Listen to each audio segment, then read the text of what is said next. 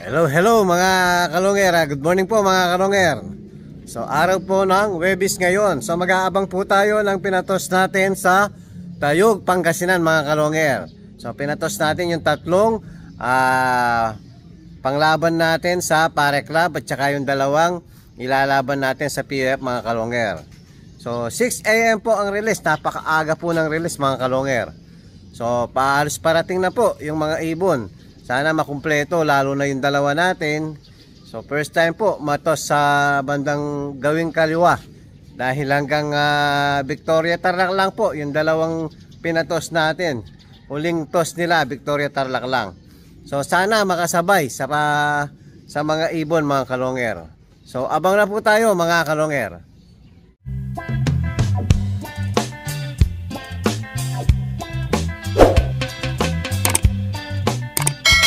Hello mga kalongger, meron na po tayo. Hindi ko nakita dumapo si Tiny. Talagang very good si Tiny. Ayan, first bird po natin si Tiny. O, pasok Tiny. Meron na rin palang isa.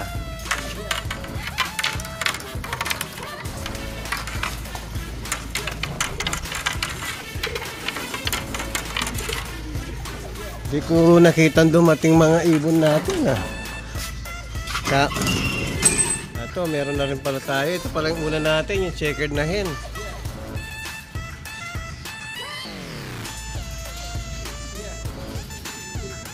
Nakadalawa na tayo mga kalongger.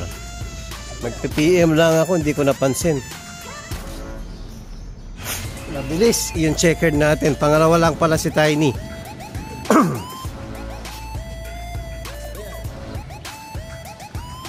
So ang inaabangan natin yan yung si Bagting, yung nadali sa butche mga kalongger.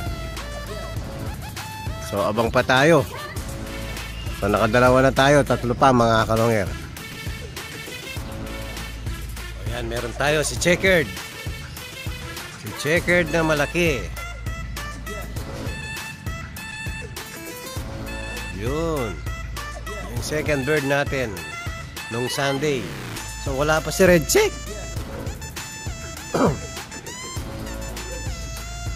Na late si Red Check. So nakatatlo na tayo mga kalongger. Si Red Check na lang at saka yung si Bagting. Oh, pasok. Pasok.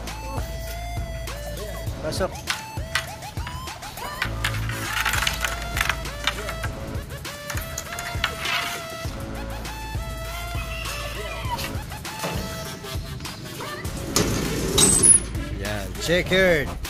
Ito yung first bird natin. Kapatid na kararating lang ngayon. Ito mabilis to Mas mabilis ata yung hen. O yan, ayan na pala si Bagting. Very good. Si Red Check ang wala mga kalongger. O ito si Bagting. O pasok.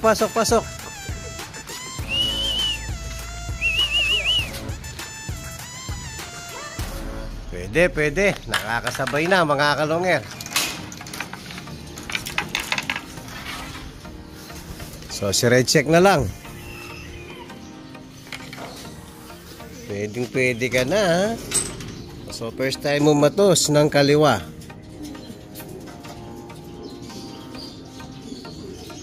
Yan, abangan natin. Si Red Check na lang ang wala. Ayun mga kalongger, di ko na naman nakuha ng video yung pagdapo ni Red Check. So eto po, kompleto na yung mga warriors natin. Papapasukin na natin. Nasasalisihan tayo ng mga warrior natin. O, pasok. Hindi man hinihingal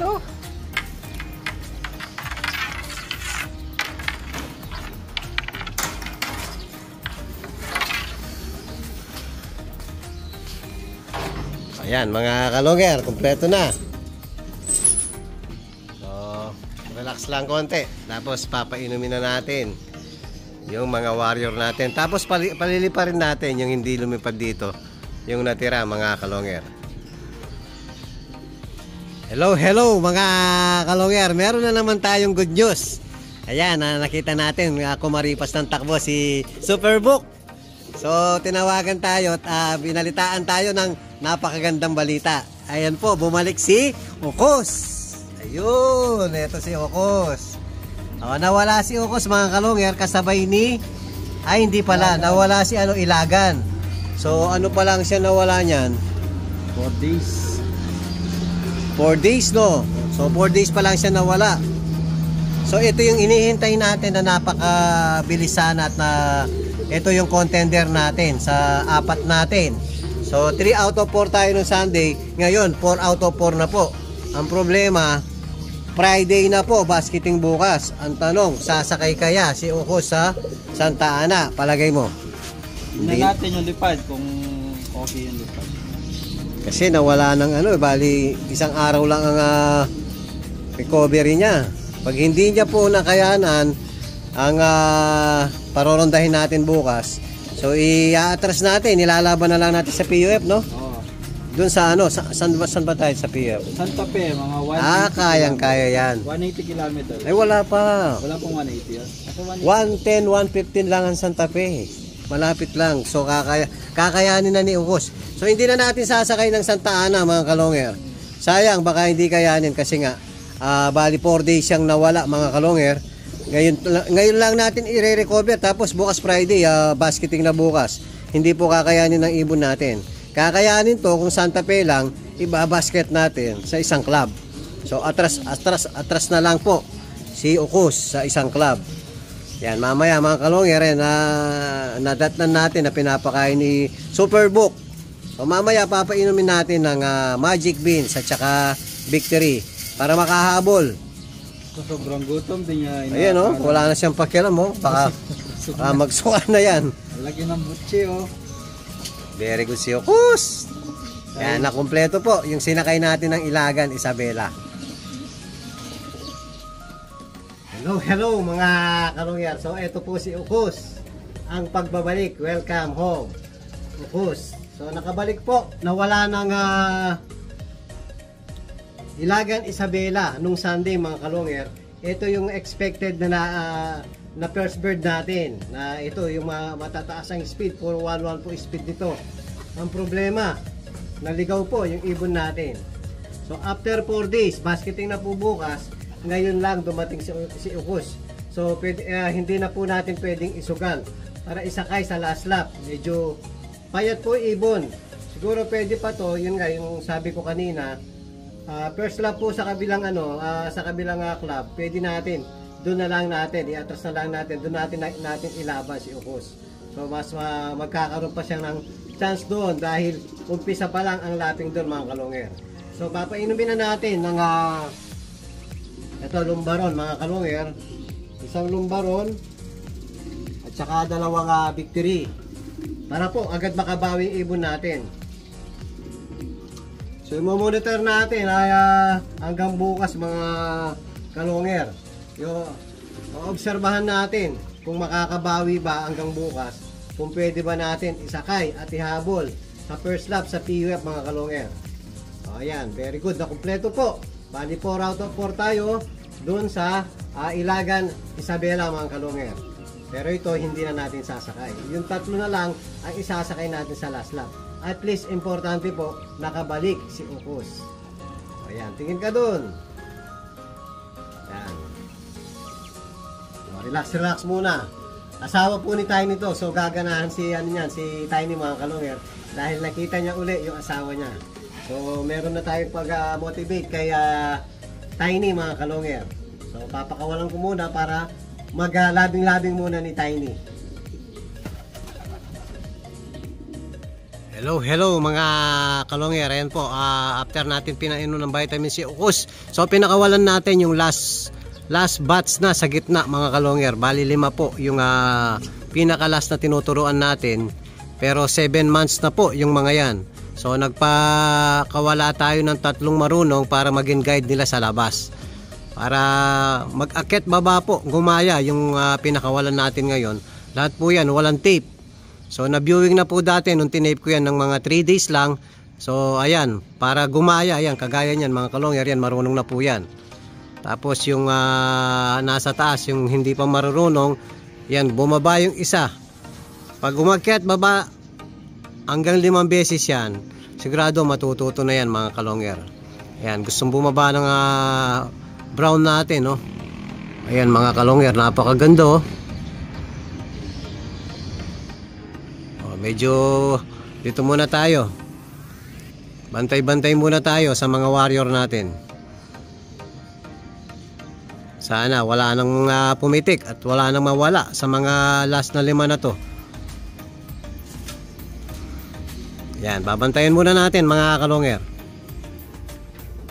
Hello mga kalongger. So, ito po si Bagting. Yan. So, yung unang paiinumin natin ng Lumbaron. So, Thursday condition po tayo ngayon mga kalongger. Lumbaron po yung iinumin nila. So, kalahati lang to dahil nga magpa-first lap pa. Malapit pa mga kalongger. Ayan. Si Bagting. Patubo na po. Patubo na yung balbon niya. So, iwalay muna natin. Nakamalito tayo.